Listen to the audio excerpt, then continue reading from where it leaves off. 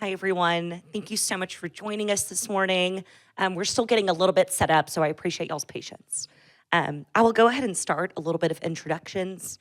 Welcome to the Innovation in Arts Education session.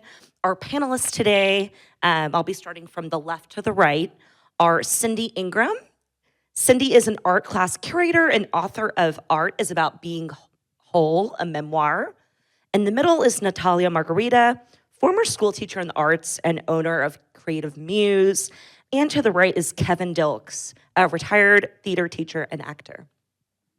Yes.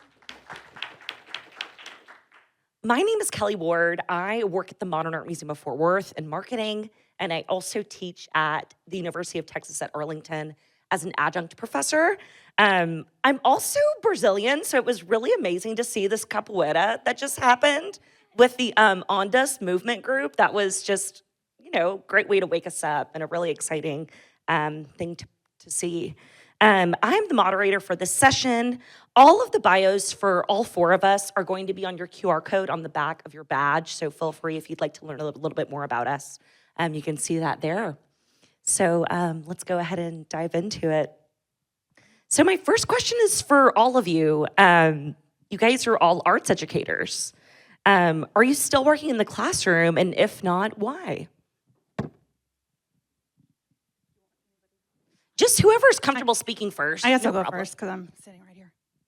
Hi, I'm Cindy Ingram. I'm a former art teacher, former museum educator as well. And then after I left the classroom, I started a business for art teachers called Art Class Curator, which helps them teach art appreciation. Oh, and if the question was why I left the class. Sure, yeah, I'll dive in a little bit deeper too, so no problem. Hi, my name is Natalia Margarita. I'm the founder of Creative Muse Arting. I'm a former award-winning art teacher for Fort Worth ISD, and I'm no longer in the art classroom, which I can tell you now without crying, because I think for a good year and a half to 2 years after, anytime I would talk about it, I would cry. I just thought I was gonna die.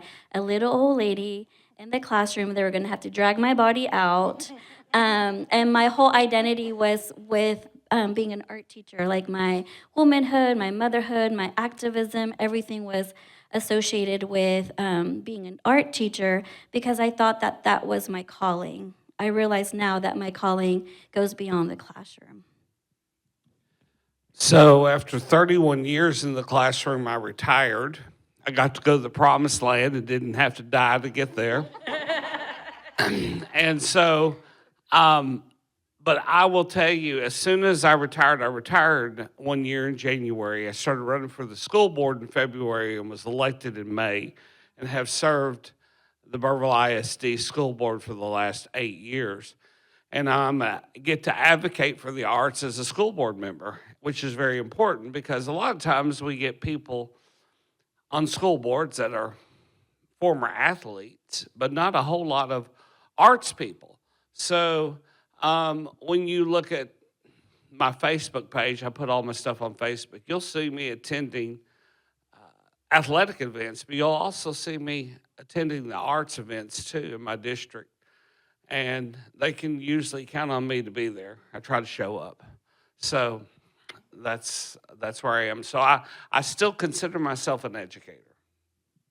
Wonderful, I love that. Obviously, all of y'all's careers are impactful. You're still pursuing them now.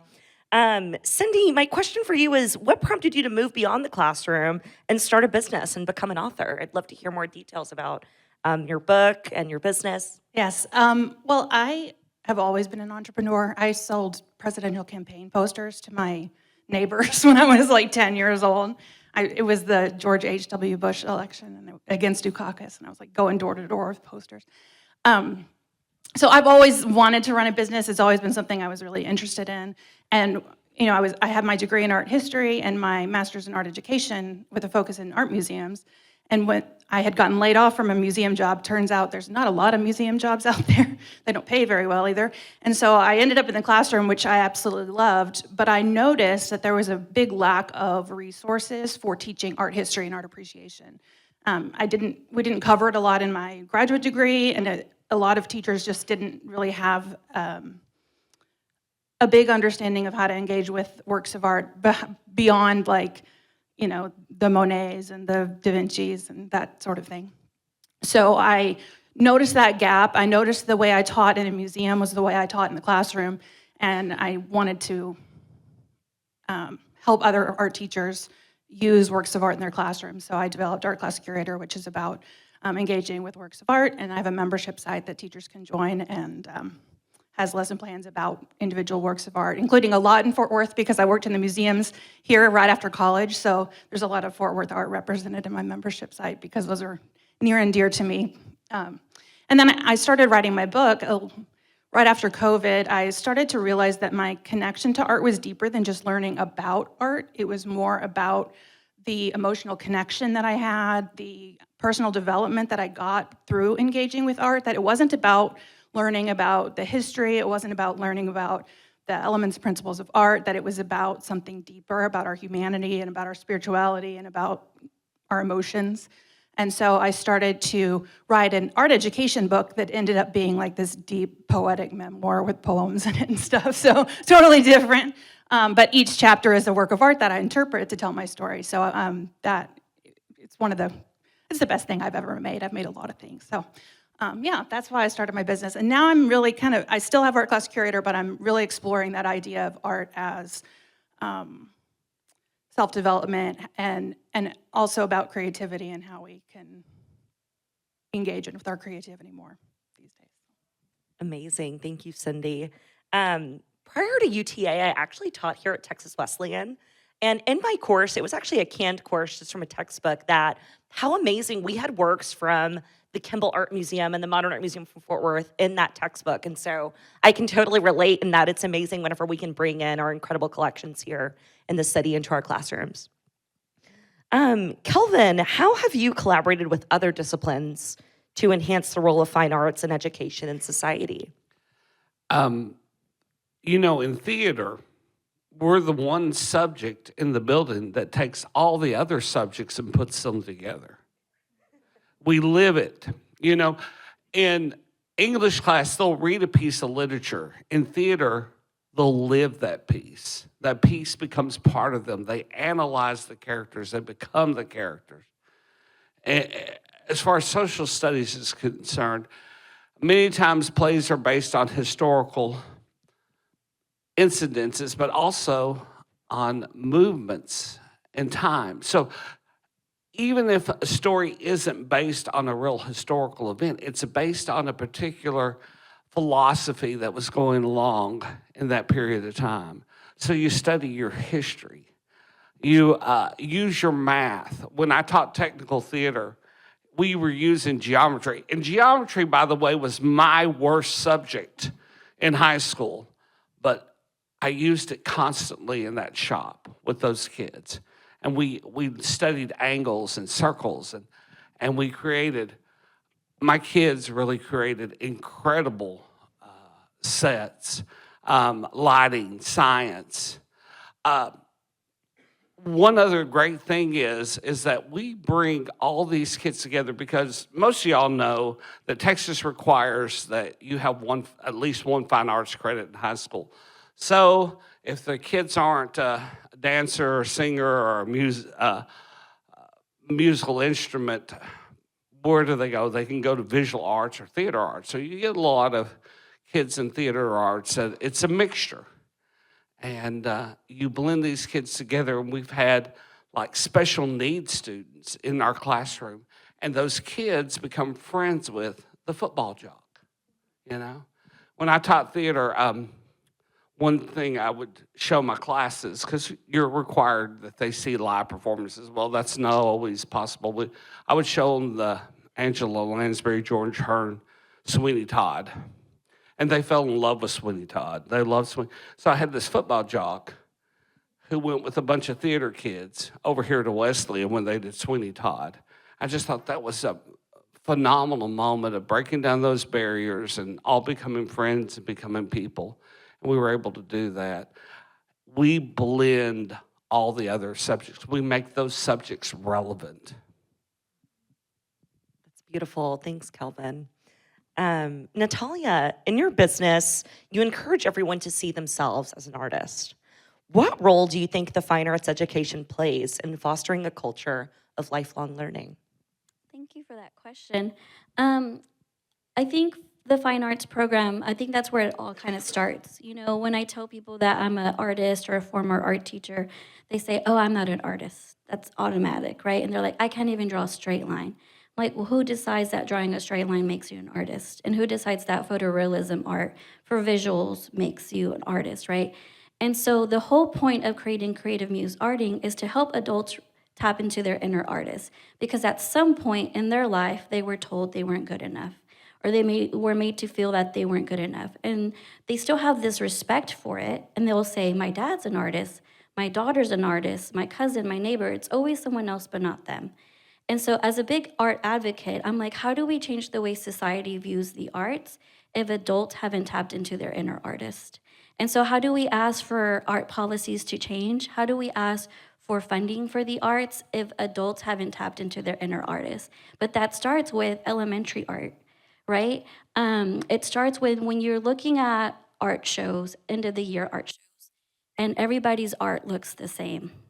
That is the artist teacher making those decisions. So I had to unlearn what I was taught in undergrad. I was taught that I was the artist. I decided when to start, when we finish, what mediums we use, step by step. And at that point, I'm not designing artists, I'm designing followers. Those kids that follow the instructions step by step and follow what the adult in the room is deciding, that is what is defined as a good artist. But what about those that have that free will and free thought? And so it's really important that even from elementary, we create spaces that are really about creativity. So it goes beyond the elements and principles of design, and it's using the studio habits of mind, which is from Project Zero, right? Harvard's Project Zero, where we're teaching them, yes, whatever TEACS is asking us of to do, but that is not our all. That is the minimum. That is the minimum bar. It's about taking it further. And so I had to unlearn that, and that was because I won the Angela D. Paulos Award, and the person that handed it to me is here in the room, Cynthia.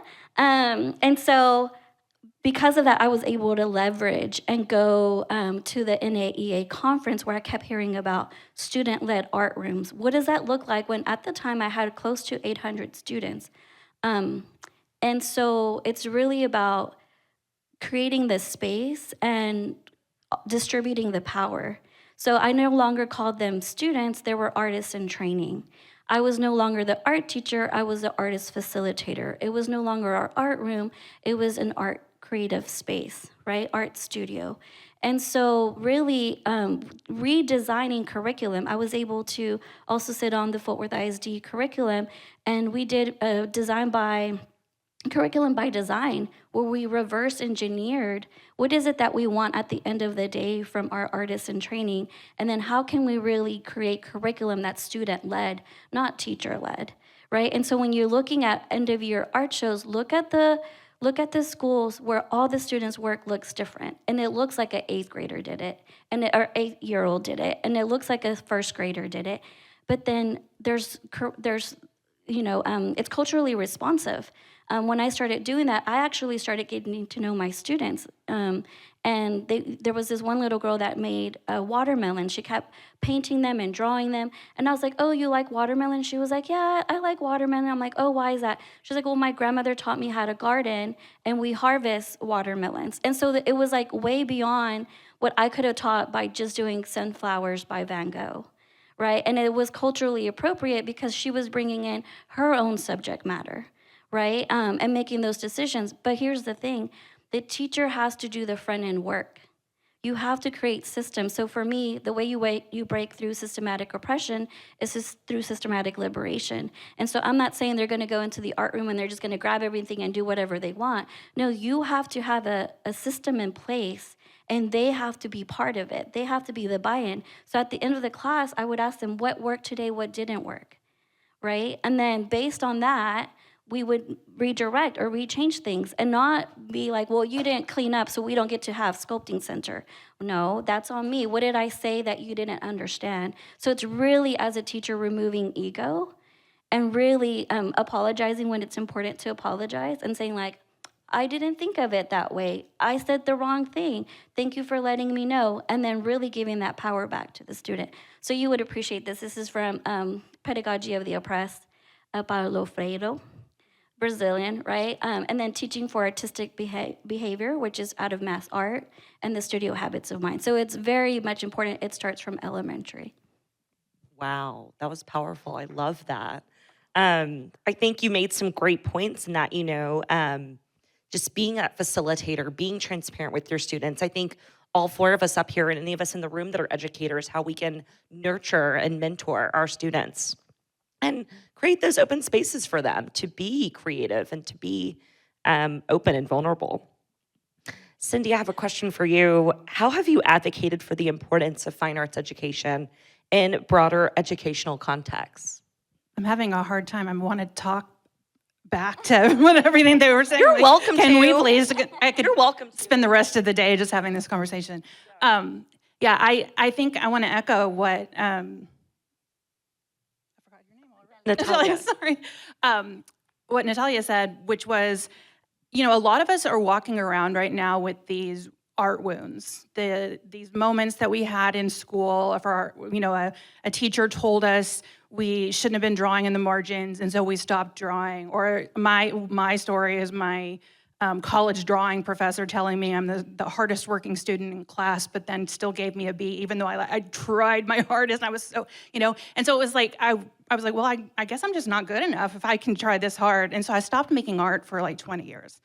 And so I realized that there's so many people that are longing for art. They're longing for that expression. They're longing for that connection to their humanity. They're longing for their, but they don't act on it because there's all of this fear and all of this vulnerability around it.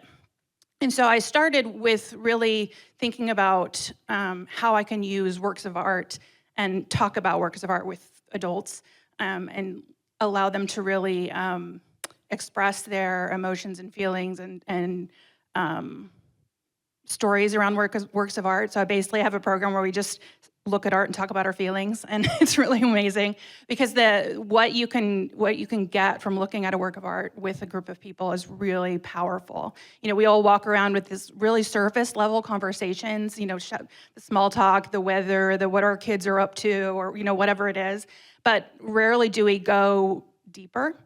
And when we put a work of art in front of us, it allows us to go deeper in a way that we can't otherwise. Because it kind of gives us like this safe buffer. You're like, okay, I can talk about this deep thing because I've got this thing to talk about, instead of just me just spilling out all my trauma. I'm just like, seeing it in the artwork. And so it's really, that's what I've been doing the last few years, and it's been really powerful. And it's what I did in my classroom too. When I would put up a work of art, it wasn't like, here's an artwork, this is all the information about it, and now create a replica of it, which is not what I ever did. But what those conversations happen in the classroom too. Even really young kids can do that as well.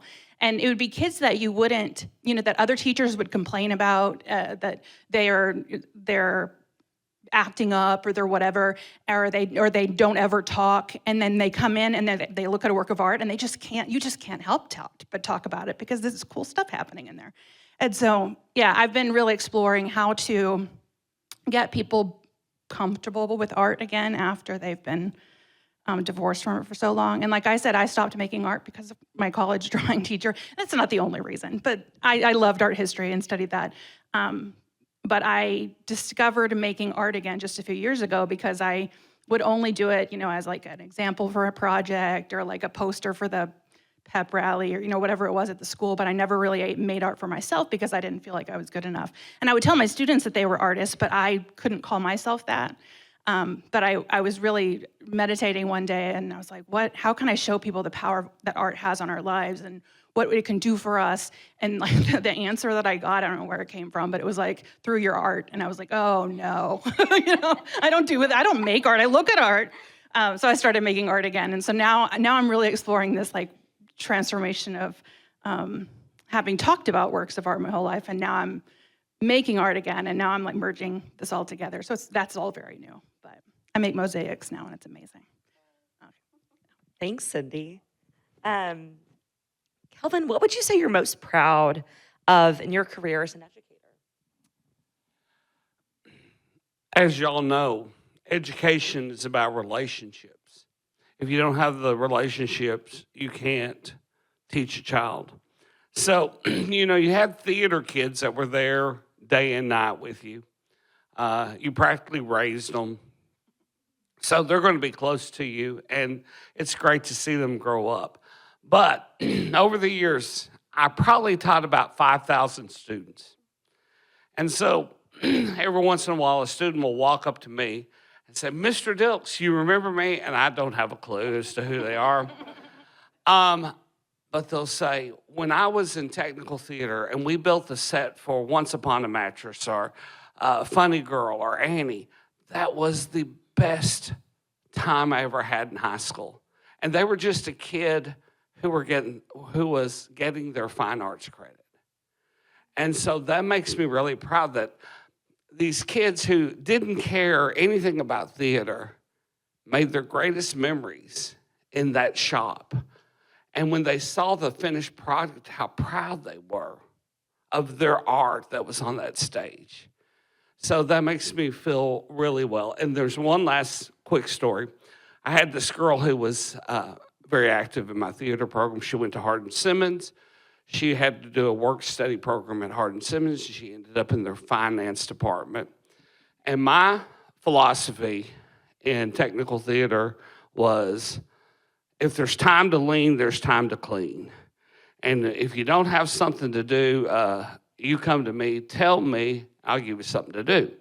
So she went to work and she would finish something and she would go to her boss and she would say, what do you want me to do now? And he said, well, you can do this. So she started working and she ended up doing the work of about 3 people in that department. So when she graduated, the finance director at Hardin-Simmons says, I want to give you a full-time job here. She said, no, I want to be a teacher. And he said, well, we don't have kids that come to our school who have your work ethic. Where did you learn how to work? And she said, I thought a second, and she said, I had this high school theater teacher. Wow. That's making me emotional. Thanks for sharing that, Kelvin. And of course, I know that so many of us can look back to our mentors and our educators and think of the work ethic and the creativity they've instilled in us. I mean, wow. Also, I'm loving all of these musicals and theater references you're making. I took a choir class in middle school, and it's making me think of that and how I try to reach those high pitches in Sweeney Todd as an alto. Love it. Cindy, talk to me about teaching art to neurodivergent students and some breakthroughs you've experienced either with yourselves or with them. Okay, and you mentioned Once Upon a Mattress, and I was like, that's random. I was in Once Upon a Mattress in high school. It was awesome. I was in the chorus. Yeah, that was a good one. Okay, anyway, I can talk about neurodivergence more as a person than as a teacher because unlike Natalia, when I think about going back to the classroom, I cry, but not because I want to be there. It's out of relief because it was too much for my nervous system. I didn't know at the time when I was in the classroom that I'm both autistic and ADHD. And I just always knew that everything just was too hard, that life was just too hard, that teaching, I would have a great day of teaching, and I love my students, and I would build these relationships, but I would just like cry on the way home, and then I would just be dead, just like a zombie the rest of the day, and I had little kids to raise. And so I just knew that there was something that wasn't, it just always felt broken, And so you can read all about this in my book, Art is About Being Whole, and tell the full story. But I realized that there was, throughout my journey as an adult, that I was using works of art to see myself, because now we have TikTok, we have the internet, and kids can see people who are like them, and kids are more open to express their identity. But I didn't know. I mean, well, autism didn't it existed when I was a kid, but it wasn't. It was only for, like a very stereotypical presentation of boys. And so, I would go to museums and I would see a painting or something and I would just instantly start crying because I would see myself in there. And I would see like my pain, and I was like, oh my gosh, this is like, there is someone else in this world that feels like I do. And I had never seen that before because we never talked about that kind of stuff. And so art really was a way for me to figure out who I was and to kind of pull back the layers of, I first had to I had really bad social anxiety, kind of took care of that. And then I had all this shame, took care of that. And then I was like, I still feel bad. What is it? And so I finally realized like the ADHD, and I was like, oh, okay, things are making sense. And I realized the autism, like, oh, things are making sense. But the whole time it was really art that was kind of my safe place.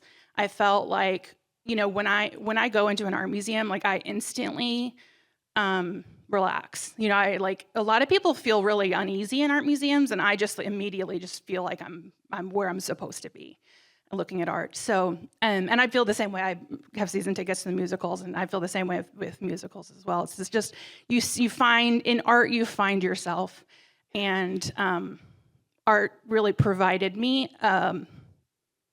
someone to turn to when I didn't have anybody in my life who was like me. So, I don't know if it answers the question about teaching to neurodivergent students, but I know that the neurodivergent students in our classrooms, they are thriving in the arts because they don't feel seen everywhere else. When in all of their other classes, there's a right answer and a wrong answer, and there's a right way to do things and a wrong way to do things. And I always take the long way for anything. And the teacher was like, well, you got the right answer, but you didn't do it the right way. But I'm like, but I got the right answer, So, but in art, it's not like that. When I put up in a work of art and we talk about it, there is no right answer in most cases.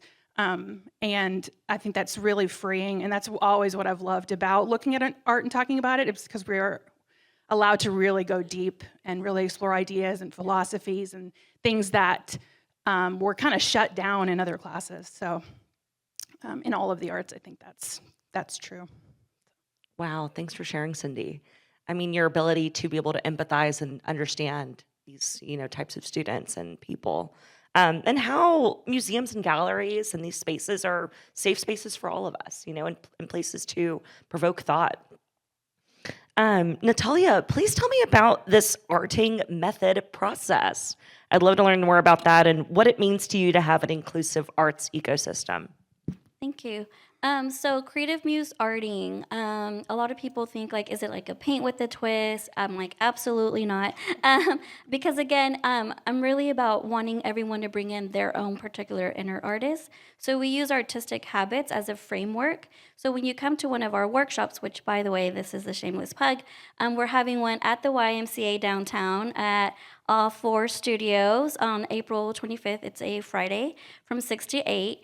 And so really what I do is I'm a facilitator, right? So we have a painting center, and we have an arting or a drawing center, and what we do is we explore mediums, because oftentimes I need to get people away from the idea that they're gonna come in here and come out with the finished product. So calling it a product is one thing, but then the other part is that it's gonna be a step by step, right? And so the idea that they have to make a straight line, and I want to break away from that. So it's really about exploring the mediums. And so we're using the artistic habits, and we're looking at observation and exploring and curiosity. And it's really going back to the basics of just exploring. So after about 10 to 15 minutes of doing that, then we, as a community in that group, if you went to the drawing center, you will talk to your group of what you liked, what you didn't like, so that critical reflection. So there's a lot of soft skills that we're using in the process. what you like, what you didn't like, some surprises that you may got from the drawing mediums, some reminders of like when I was a kid, I never used oil pastels, but I always wanted to. Or watercolor always intimidates me, And then the painting center people do the same thing. And then we switch over. So then it's another 10 to 15 minutes of exploring mediums again. And then once we go into that, then we have a whole hour of drinking a little something. You can have a little wine. It's typically a BYOB. I'll provide some free stuff as well. And then you get to get some snacks, get your drink, and then set up where you want to. And so you get to choose what medium you're going to continue exploring and then what subject matter. And that's where people kind of get like stuck, right? And so I like to also always kind of get to know everyone and ask like, what's your superpower? What's your joy? Like at the beginning, we're getting to know each other so that when it comes time to you actually making your original art piece for that 1 hour, you already have a base to go to and you can lean into yourself of like, I can create content. I can create using my own subject, using my own lived experience. Or I could just be curious and explore. And I think that's so important and valid to be able to like just give yourself that time to make art. Give yourself that time to just be curious. Give yourself that time to make mistakes because we love mistakes because we learn from mistakes, right? We have no way of looking how we're growing if we don't make our own mistakes and learn from them, right? And so that's pretty much what we do at Creative Muse Arting. And then to your second question, I'm also a doctorate student in higher education leadership at TCU. And my dissertation topic is art entrepreneurship for visual Latina artists, looking at their art education to art entrepreneurship, where they're at in their journey. And I'm not researching students per se. It's already people around my age, like like in their 30s to 40s that are already practicing artists. And I just kind of want to see the story of like how they got where they got. And I've done some preliminary research, and I thought that the people that I was interviewing, that they had BFAs, and a lot of them didn't. And so what I'm realizing is that a lot of people end up dropping out of BFAs, right? And then they end up graduating and they have student loans, but then they don't know what to do to like make art as a workforce, and they don't know this pathway. And so oftentimes people get discouraged from going into fine art programs, and they're like, you're going to be a starving artist. Well, the reality is that we have starved them by not creating these pathways, right? And so how do we do it in a way that we're conscious about neoliberalism? So it's not about you have to create this product to meet the market. It's more you're creating your most authentic and most vulnerable art pieces, and you're finding that market. So you're not changing who you are or what your art is. You're really learning to navigate that. And what does that look like? And so that's really when, thinking of art ecosystems, that's really where I'm starting off at. When I left public education, it's not because of the kids and it's not because of the families. It was because of the politics. It was during COVID.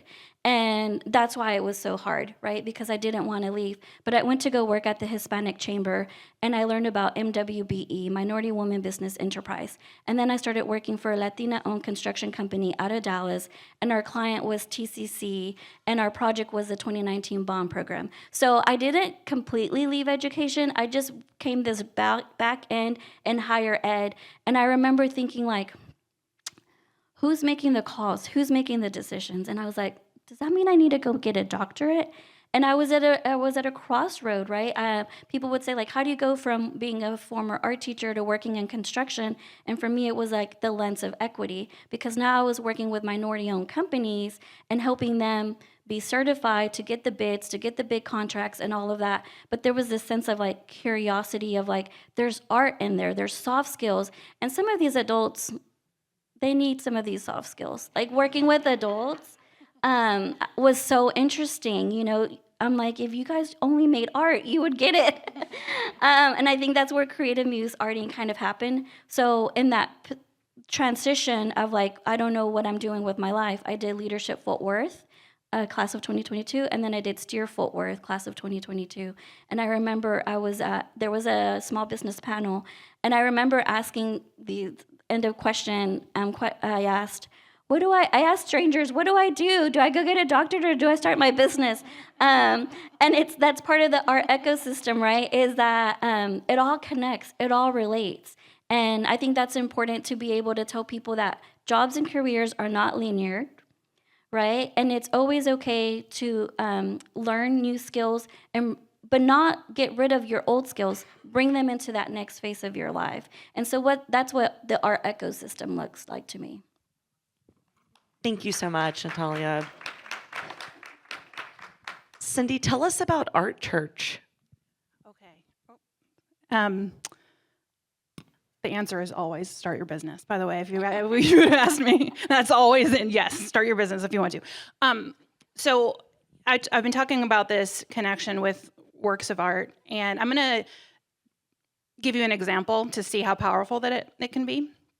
So I was in a session. I do a lot of my programs online, but this one I did in person. And we looked at the work of Aaliyah Chapin, and I actually don't know how to pronounce her name, and I still don't know, and I've been using her work for years, Chapin. So she's amazing. But she has this series of paintings that are both really hyper-realistic and kind of abstract and flat at the same time. And there's these kind of figures contorting themselves into these different positions, and they're very emotional, and they're usually one color. I should have brought a picture, but and so I passed them out, and I invite the participants to pick one of the 8 that represents how they feel right now or something that's going on in their life. And this one person in the session just started to cry because she sees this painting and she connects with it, and immediately the emotion in that painting brought up something in her. And so she spent the time figuring out well, why did it do that? And having conversations and then we break into groups of who picked the same painting as you, interpret it together. And, she was talking about body image, and she was talking about there was all these little bits in this painting that related very specifically to her situation. And she told me afterwards, she was she's a therapist, and she was like, I know about your work. We've known each other for a while, and she was like, I didn't really believe it. she was like, I didn't think it would work for me, and she was like, I was very wrong. So it works for everybody, by the way. So what I have this program called the Art Connection Circle, and I do it in small groups, and I do it over long periods of time. And I also have one that is currently not active called Art Church, but it's kind of the similar thing, that it's kind of exploring our spirituality through looking at it, making works of art. And the next time I'm running it is going to be at the Dallas Creative Arts Center in the summer. So if you're really interested in checking it out, I will be teaching it there. But yeah, there's so much to be found in just looking at a work of art and spending time with it and finding your personal connection. And you can look at one work of art one day and relate to it, and then a month later you have a completely different experience because stuff has happened to you in that month, and that's always so powerful to experience. It happened to me in 1 week. I ran this program, and I looked at the same work of art in both days. One was on Tuesday and one was on Friday, and I had a really emotional experience with the artwork both times, but about different things, and it was between 3 days. So it's it's just kind of very therapeutic, but not therapy, obviously, because I'm not a therapist. But yeah. So if you're interested in checking that out, I love to do it in groups. So if you have an organization and you want to explore this idea, I'd love to talk with you about it, or have you in one of my programs. Thanks so much for sharing, Cindy. While each of you have your own stories and your own paths, it's clear that your need to create and share your gifts has taken you beyond the classroom. Thank you for sharing your pieces of yourselves with us here today and your story. Our hope is that your willingness to be vulnerable and sharing your journeys will provide opportunities for more connections across our arts community. So thank you, Kelvin, Natalia, and Cindy. Let's give them a round of applause.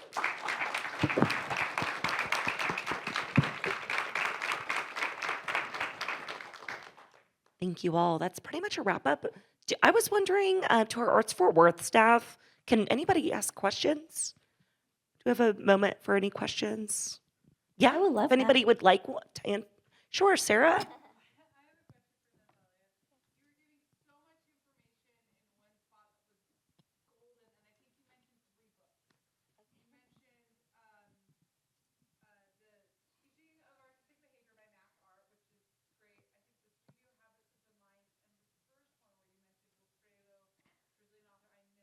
The pedagogy of the oppressed. Yes, absolutely. Awesome. Share those with me, Sarah. Another good book that I also used during my master's thesis was Soretta Hammond, Culturally Responsive Teaching. She's amazing. She talks about really tapping into students, like bringing their background into the things to be able to teach and like create the brain connections between both parts of your brain. I really liked her, and I feel that that's so important. Oftentimes, when I would talk to my counterparts, like the music teachers, they would say, well, like, they don't want to learn classical and they don't want to do this and they don't want to learn. And I was like, talk to them about La Gran Plaza. Talk to them about going there on the weekends with their family and like the mariachi that's there and the banda music that they listen to. Like that is valid. Bringing their own culture and their knowledge. Once you have them and you have that buy-in, then you could be like, well, did you know that taka taka taka taka Tejano music was brought from German polka? I mean, and then you could just go like, well, looking at polka, going to like, but you have to start where they're at, and you can't assume that they don't know.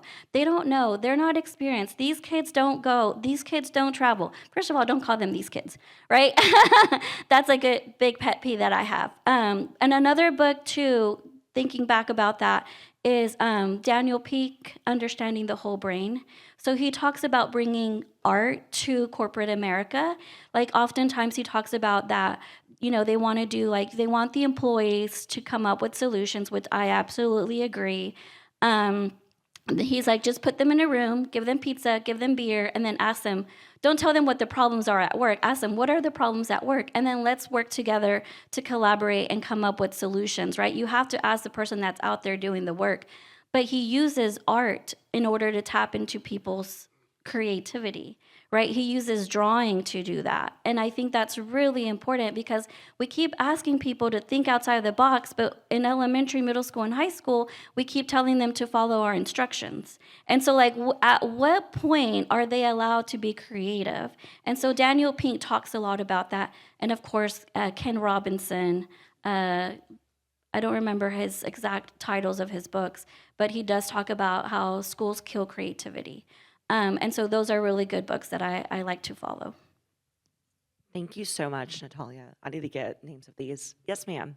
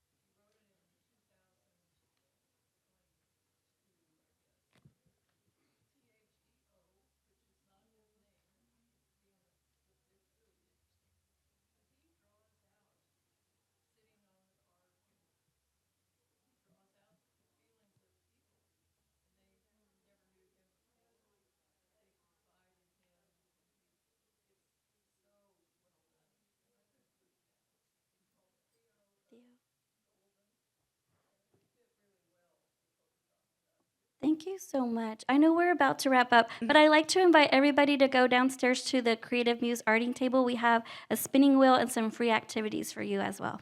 Wonderful. Thank you all so much for joining and enjoy the rest of your day. Take care.